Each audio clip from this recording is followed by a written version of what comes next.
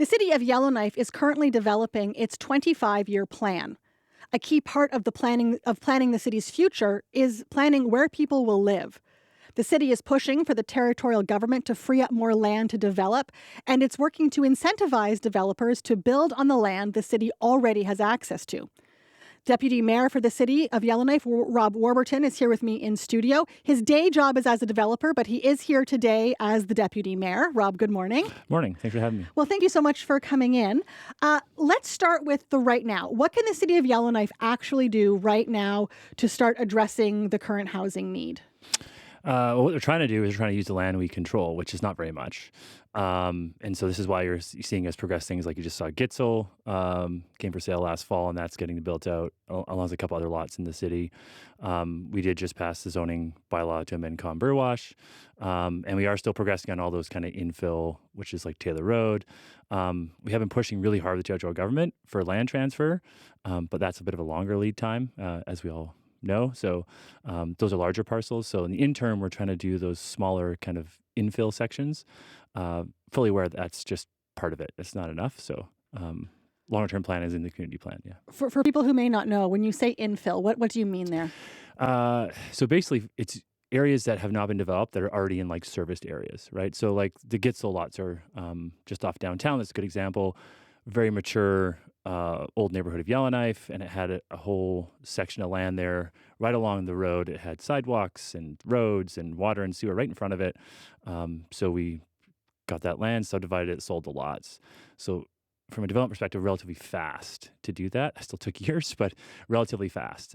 Whereas when you're looking at something like our Cam Lake expansion, that's much larger because you require rezoning, you require community plan changes, you require roads and power and you had to build out the infrastructure.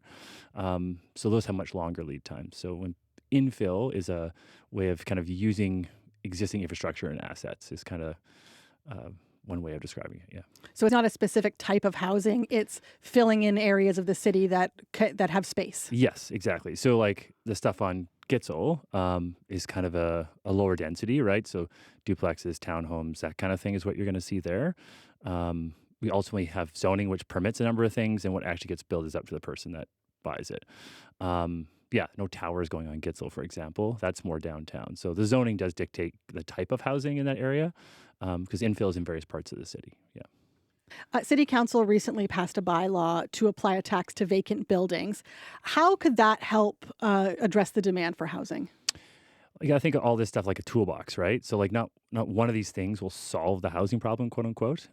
It's the collective. So there, we've heard that public feedback from the public, and we all realize, we see it around town. There's a number of properties which appear underutilized. So council passed the vacant building bylaw, which comes in effect, by the way, January of 27.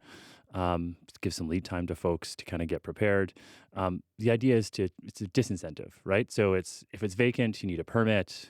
The fees are going to go up every year. The idea is to encourage people to use the stuff we already have. So yes, tons of development incentives, from like building a suite in your basement to building a apartment building downtown. We have those incentives, but we felt generally as a council we need to motivate or change the metrics on some stuff that's sitting around.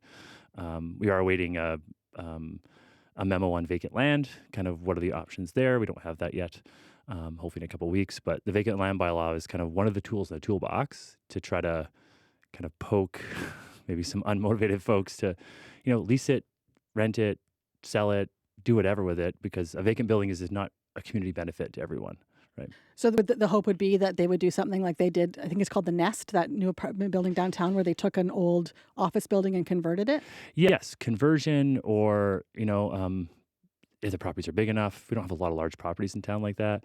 But even if you got a vacant shop or a warehouse, if it's just sitting there, that could have some productive economic good.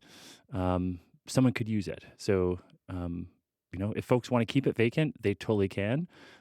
But they need to have a permit as of next year, and that fee increases every year to kind of acknowledge the fact that it's not being utilized in a way that we feel it should be. Yeah. And is this just for like commercial buildings, or does it apply to homes as well?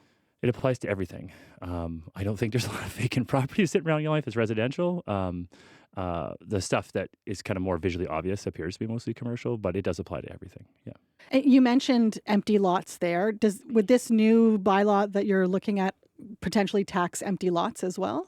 So yes, two things. So a vacant building bylaw is one we've passed. We have asked for staff to come back on a vacant land as more taxation.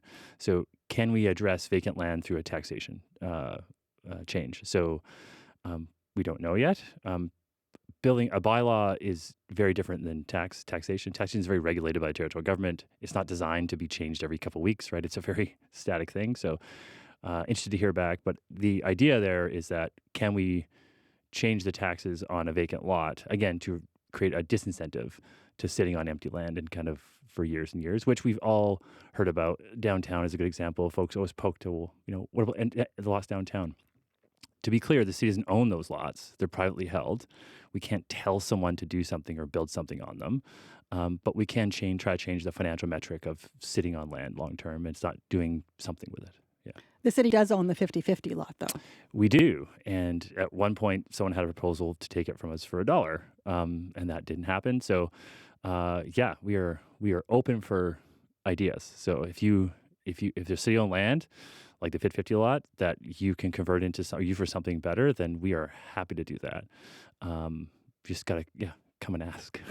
What else is within the city's control to support development of housing? So we, through the federal government, we took some Housing Accelerator Fund money. Actually, those are the funds being used for the community plan you referenced at the start, to revamp all that. That also created a whole bunch of incentives, financial incentives. And not, again, just for large apartment buildings. Like there's some incentives for those. There's tax abatements. Also for like folks to do a small house in their backyard, to do a basement suite. Actually seen a lot of uptick on that from local residents. And that's, some pretty substantial money when you're looking at a smaller project like those. So on that side, that's what we're trying to do, to incentivize folks to kind of use what we have. But ultimately, long term, we need, it's such a big problem, we need more land, which is why we've been advocating very aggressively with the territorial government, especially around Frame Lake, but in general around land transfer. That process has historically been just way too slow. It's not like we have way more demand for land than we have available for sale, obviously. So we need, but all these things at once. It's not just one thing. We need all of it. Yeah. You mentioned Frame Lake there. The city is proposing a new development along the lake. How would you characterize the feedback to that proposal so far? Well, the feedback you generally hear is folks that don't like the idea. But yes, we've heard feedback that folks would like to preserve things, very important things to Yellowknifers is the lake access, the trail, and the idea of there would be to maintain all those things. Right now, that trail is quite rough on that side of Frame Lake. If that was developed into a larger neighborhood, that's then the opportunity to actually improve those accesses. So make those trails, more like the other side of the lake. So, yeah, we've heard that feedback about maintaining access, but it would still require developing it, right? You need to put in roads and water and sewer and houses. So it would not remain all green space, but we definitely hear the feedback of the importance of maintaining, especially along Frame Lake, that access. Is it possible to develop while maintaining reliable kind of, I guess, large area green spaces? Yeah. So with the Con Burwash info we just passed in council, we took that feedback from the community. Over 50% of that lot was left as natural area. So we actually only approved about half that lot being rezoned. So it's the balance, right? It's like we need housing units, so we can't make it all green space, or else we don't build anything. But what's that balance, right? So I think for sure on Frame Lake, there's a way to preserve, that lake access and the trail access. But you can't preserve it all because you need to go somewhere, right? Yeah. What needs to happen for the Frame Lake development to become a reality? First thing we need is the land transfers from territorial government. I don't think most folks realize the time we're talking here. So say it got transferred tomorrow. There's multiple steps of the city with community plan and rezoning, and then you got to plan out the whole subdivision, and it's years and years and years until lots are even for sale, and then multiple years to build on. So, there's no quick solution, but this is why the urgency is here, especially because very exciting for all the things we see coming down the pipe with national defense and major projects. Folks are like, oh, that's 2030 or 2032, but from a building point of view, for like a housing, if you're going to build out a subdivision or more housing units, that's actually not a lot of time because of the time it takes to get all the way to that completed home for somebody. So Yeah, I was going to say, with this investment that's coming from the federal government through, Arctic security work, how can will the city be able to respond and provide housing for presumably all of the people who are going to need to come up here to do that work? well, all the work we've been doing has been based on a housing needs assessment we did a couple years ago. But when that was done, none of this other stuff existed. D&D wasn't announced, major projects wasn't a thing. So the world has shifted. So, and that report called for 1,000 units over, just over 1,000 units over 25 years. So we need to include the ability to move faster. And I think you're seeing that in our first draft of community plan we got in April. It's coming back here August 19th to council to chat about. Is you're seeing things like workforce accommodation. We are well aware that these projects are going to require a massive influx of labor. So we want local employment, want it all as much as possible. But the reality is you can't build projects at scale in the north without bringing in. So a large part of the community plan discussion is workforce housing. So like, where does that go? How is that facilitated? And that's a huge shift because the previous community plan didn't talk about it at all. It was a footnote. And by that you mean like like camps? Potentially camps. Yeah. Yeah. Like, because what we don't want is that's great. You have a major project come in like national defense, but if there's a couple hundred workers that come in, our hotels are already full, our housing is already maxed. What we don't want is those companies competing with locals for rentals or buying houses.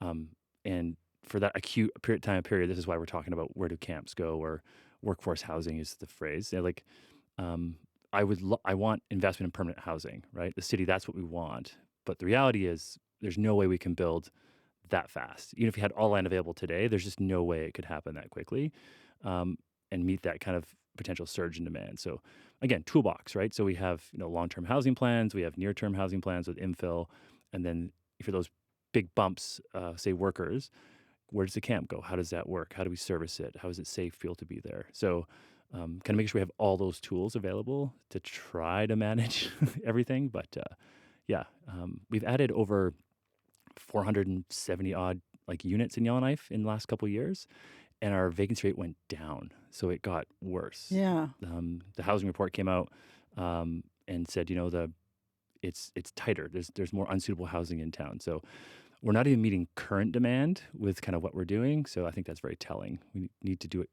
quicker. Yeah. You mentioned infill housing again there as the short-term plan, and we talked about how that was the focus. Are we seeing these infill units being built? Like, are they being developed? Oh yeah. So when those Gitzel lots, there's a few other lots in the city that came on that ballot draw. When the Gitzel ballot draw came up, there was 54 people put money down to go in that ballot draw, and we issued 8 lots. So that was mostly local, right? Like there's people, your neighbors that were buying those. So there's a huge willingness to build, and those are started already. So if you go down Gitzel now, you'll see there's a number of foundations and blasting and things going in. So I say quick, it's still a couple years, right? So it's still going to take someone 2 or 3 years to build out those lots. So yeah, that's what I mean by quick. Yeah. I want to talk about Airbnbs. How do they fit into all of this? So right now, the city regulates units, right? So you want to build a unit in your home or a condo, for example. You need a business license to run an Airbnb. All that was created in the last zoning bylaw in 2022.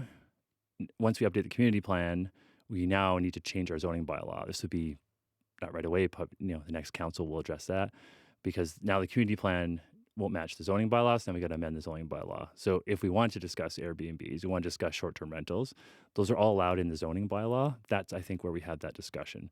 So are they still permitted use throughout the city? Do we want to change a business license? There's different ways you could look at that. But as of right now, the community plan does not address the short-term rental thing. That's the next step when we talk about zoning.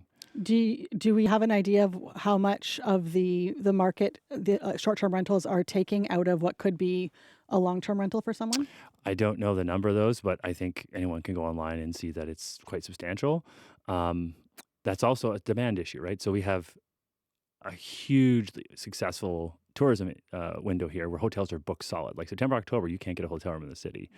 And you're seeing a response to that. You're seeing 3 new hotels kind of lined up. One over by K and Tire, one down on the Chateau Nova site, and then Explorers um, looking to build a big hotel right on their site.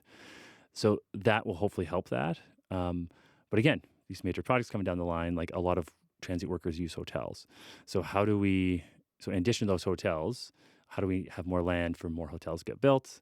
So we're maybe taking that demand off the short-term rentals. So, but yeah, as of right now, folks are welcome to lease them and use them however they like. And then the next council is going to have to, I'm sure this will be a popular discussion on our next, when we talk about zoning again. Yeah. Just quickly before we let you go here, we've got about 2 minutes before the end of the show. What do you want the take-home messages for residents to be this morning on the work the city is doing to help create more housing? Um, it's, it's not, it's not one thing that's going to fix it. Like I said, it's like a toolbox. It's everything all at once. So if we do all the infill, which we identified in 23 throughout the city, if we do Frame Lake, Cam Lake expansion, that's still very likely not going to meet the demand we're seeing. So it's not that, we hear this feedback. I hear residents when they say, I don't want this here.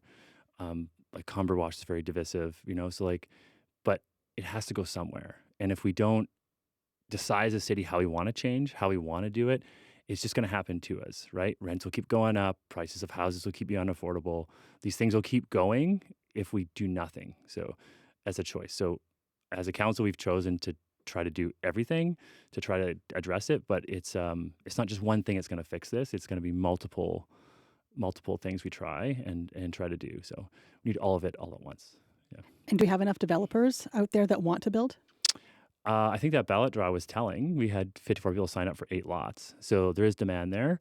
I think our lack of land availability has hurt that area of our city. We've lost a lot of there's no land to build, so those folks went elsewhere. So it will take time for it to come back. But I think the demand is there, interest is there. We're seeing a lot of interest for folks to invest in our city now with all these projects coming up. So Yellowknifers have a lot of ability to build their own city, but they just need the land to do it. So that's what we're trying desperately to get them. Yeah. All right. Well, Rob, thank you so much for coming in this morning. I really appreciate it. Thanks, Shannon. That was Rob Warburton. He is the deputy mayor for Yellowknife.